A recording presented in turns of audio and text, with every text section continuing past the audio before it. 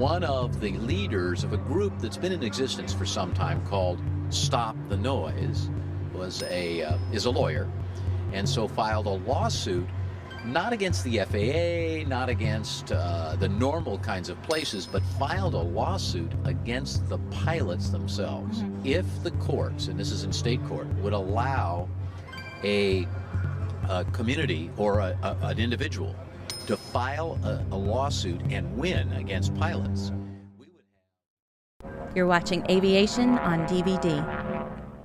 This is a metal bonded airplane.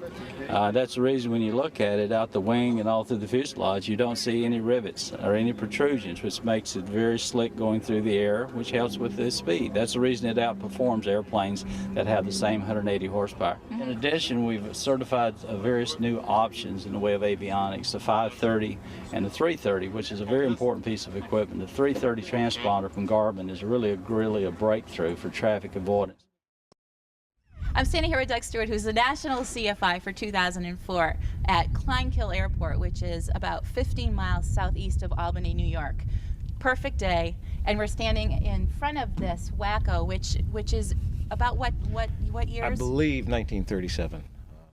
Technically advanced aircraft are wonderful and certainly give challenges to flying, but to really understanding what flying is all about, it's flying airplanes like this. The wind is in your face. There is the sound of the wires. We don't need an airspeed indicator. We don't need an altimeter. It's very proprioceptive.